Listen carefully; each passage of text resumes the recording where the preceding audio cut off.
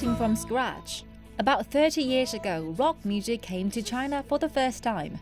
It was in those early years that many bands such as Tang Dynasty and the Panthers were established. However, the growth of Chinese rock and heavy metal hit some bumps in the mainland. Far from being in line with mainstream culture, it slid into the underground music scene. But it still remained a remarkable part of Chinese city culture. Among them, Tang Dynasty stood out. It was in 1989 that Kaiser Ku came to China from the US and co-founded the band. Later on in 2001, he built a new band known as Spring and Autumn. Together with his friends in rock and metal music, Ku has spent decades changing the Chinese city music scene, starting with Tang Dynasty.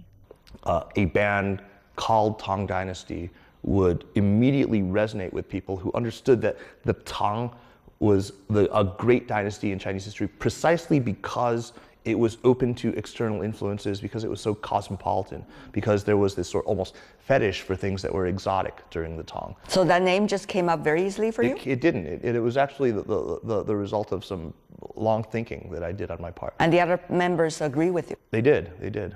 They liked it.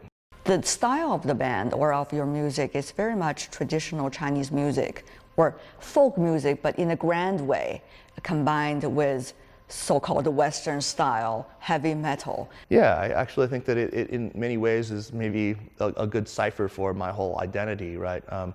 I've always wanted to find something to promote, to latch onto, and to elevate in traditional, in what is, traditionally Chinese. I didn't think it would be of much interest for me to pour a lot of time and effort into a band that was just going to be doing generically Western style music. I always wanted it to do something that was recognizably Chinese.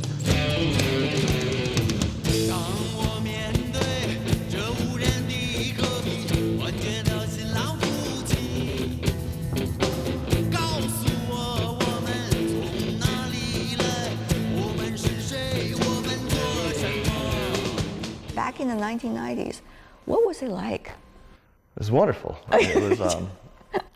I think I still think back with great fondness on those times. There were maybe 100 people involved in what's called the Yaowen Chuar, the rock circle, and this includes the musicians themselves and the hangers-on, the producers, as far as there were any, the people who owned venues. All told, there were maybe 100 individuals in it. So it was a really tight circle that it embraced a lot of different kinds of music back then. People didn't differentiate clearly among genres. I mean, we all hung out together, irrespective of what kind of music we were playing. It's gotten a whole lot more fragmented now, but it's also gotten a whole lot more diverse. There's every genre of music under the sun now. But back then, I think there were a lot of problems, though. I mean, part of it was that there was so much interest in it.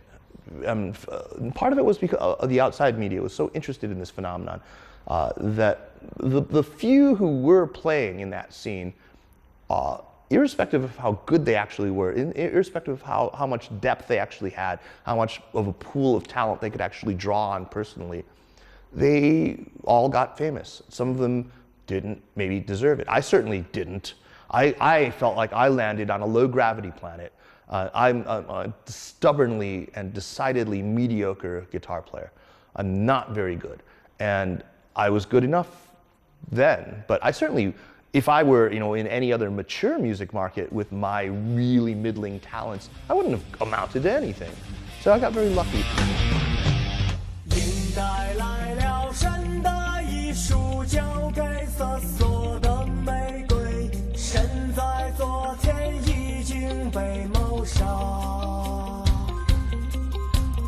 流云流星红霞满天，辉映出天门，一道雄光直射我家里。When Zhang Ju, the bass player of the band, passed away because of traffic accident, and of course everybody were gathering together in order to celebrate his life and many other things. But many wonder whether we have over-idealized that period of time. I just wonder, what do you feel about that? Yeah, I think that we have, to a very large extent, over-idealized that time. That take nothing away from Zhang Ju, I mean, who was a very dear friend, a wonderful guy. He's a warm, very warm guy. Wonderful guy, in every way. The problem was, I think, well, first of all, there was no competition back then. There was so little competition that a lot of these bands just couldn't really test their metal against one another. It's much more real today. And part of the problem was that back then, because of just all that media attention, because all that adulation, because of that early crop of bands, not all of them could really live up to the expectations. But they stood there in the way for a lot of other bands that might have been able to come out and outshine them.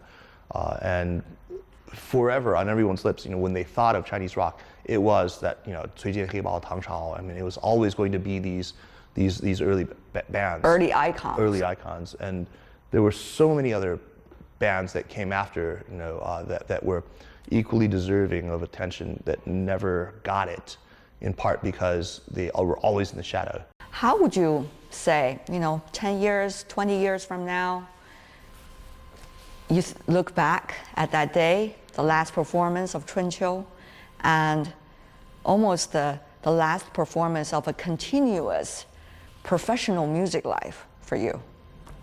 Yeah, I'll probably, you know, mist up a little bit. I'll probably, you know, wipe away a little tear, but I'll have a rueful smile. I mean, I'll certainly miss it. There's just no question. Already I do. I mean, the afterglow of that. I mean, I feel like, you know, it's like when you're deeply in love with somebody, but they're, you know, in high school, but they're going away to college, or so are you, and you know that you have to break up. It's the sensible thing to do, but you love each other.